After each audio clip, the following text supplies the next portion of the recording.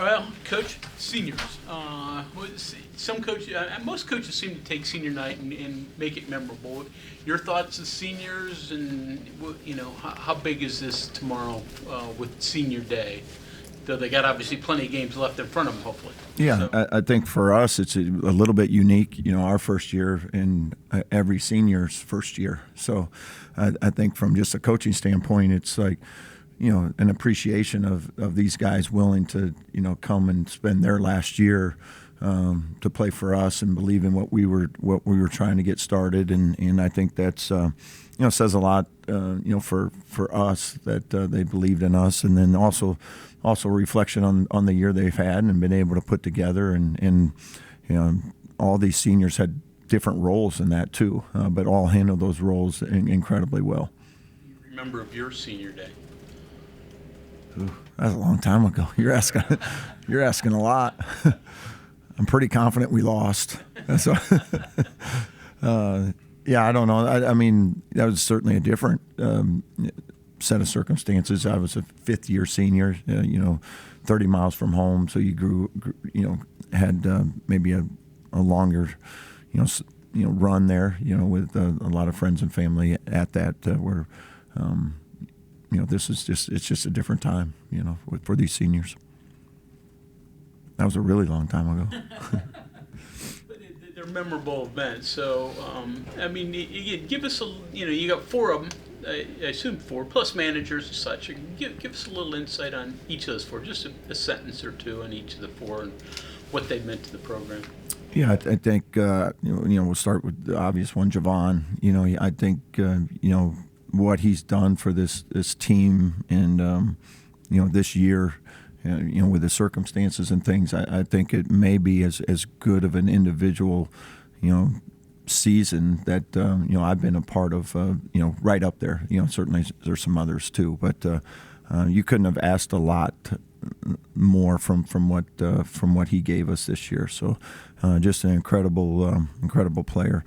Eduardo. I think you look at him and the progress, that he made even from June till now, like the impact he's had, with his shot blocking and even a little bit of just his personality that he's given us in the locker room and in practice and things. Just got a fun personality that gives your team a little spirit, and you certainly saw some of that the other night, with his bloody nose and whatever those things are called, all stuffed in there. So, really enjoyed it having him.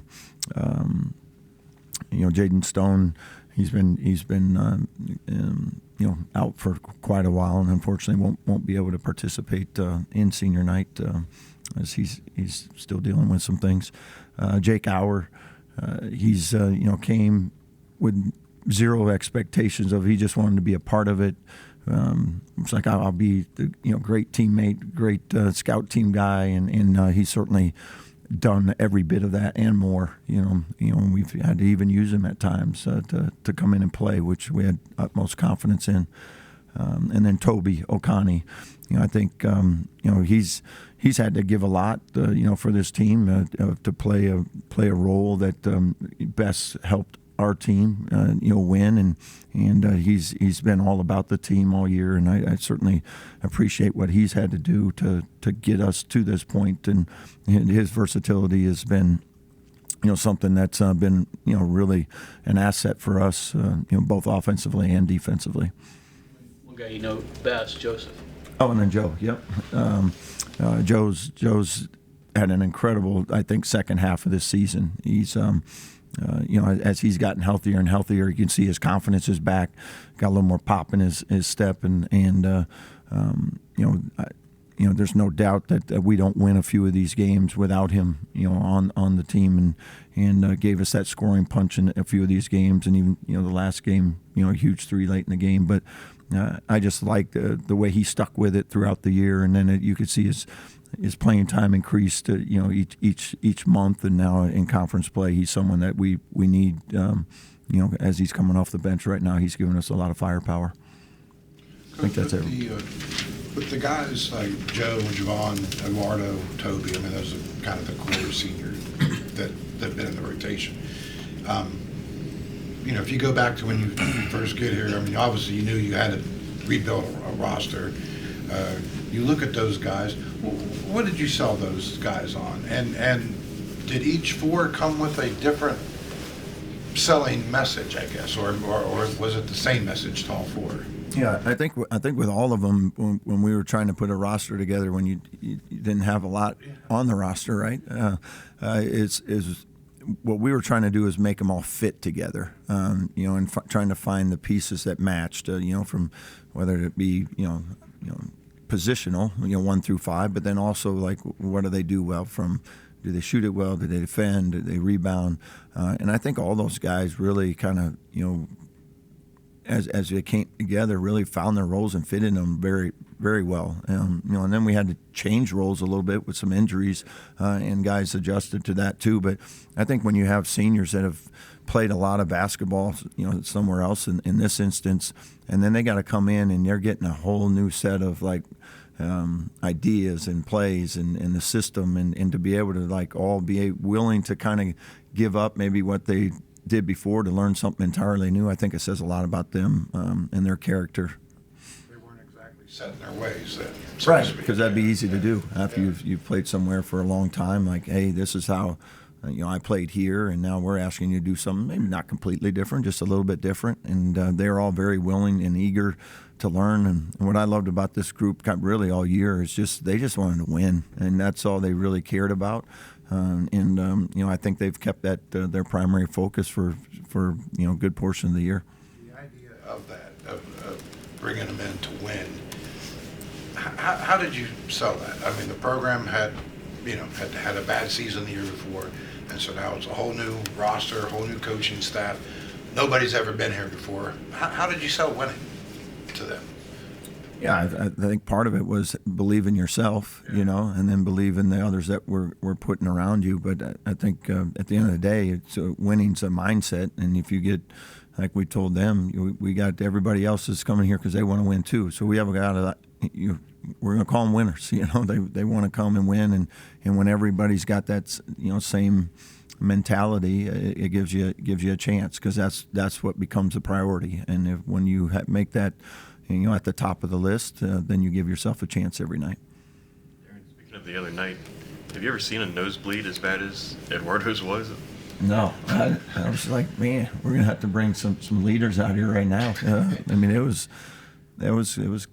It was bleeding pretty good. There was no way I thought he was coming back into that game. And when I saw him at halftime with, some stuff stuffed in his nose, and he's like, "I'm good, coach." I'm like, I was like, "You don't look that great."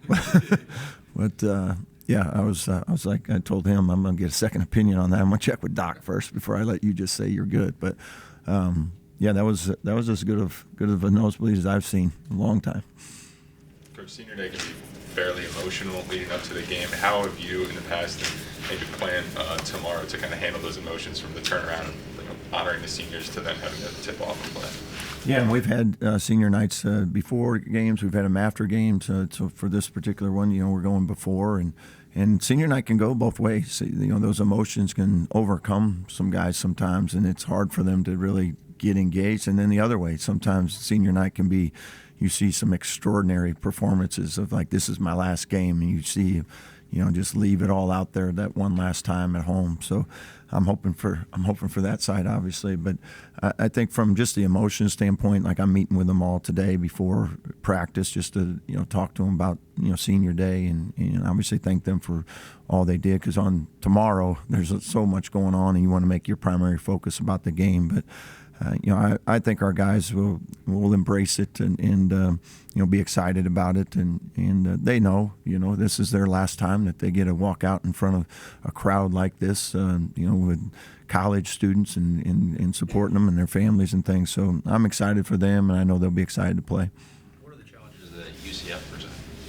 A lot, yeah. They can really score. I mean, that's you look at them throughout the whole season, but even specifically more this back half of the season, they're putting up huge numbers offensively, and having won 3 out of their last 4, they're playing really well down the stretch here, and they're hard to keep off that scoreboard. This might be a little bit difficult to ask a coach to speak for the players, but like, they've all been here a year, not really that long of a time, really. Do you think they've felt a connection with the community, though, in that short amount of time?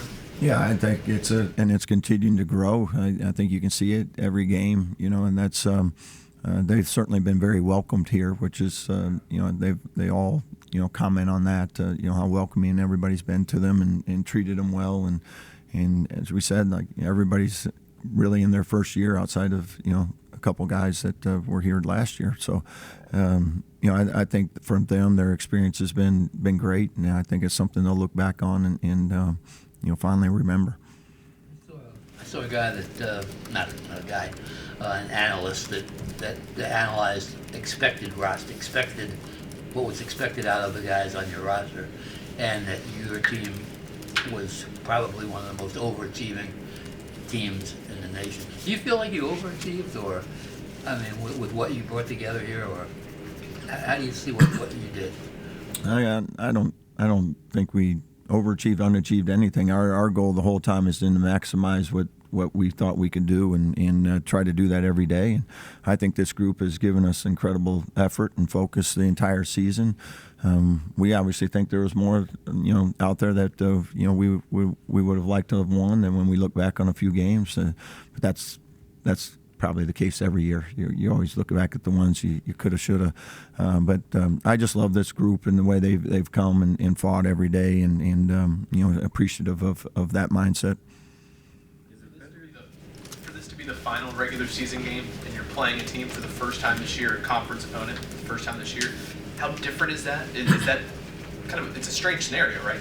Yeah, and it is a little challenging. Just we're coming off a double road trip, and we traveled back the day after the game, and we weren't allowed to use that as an off day, so we had to take our off day yesterday. So we had just a one-day prep for this game as well. So that's made it even more unique. It'll be a little different if you just played them 3 weeks ago and you just refresh, hey, here's the scouting report and things. So our guys got a big day today from a prep standpoint of just this one, but it is unique, especially the last game of the season, when you haven't seen them.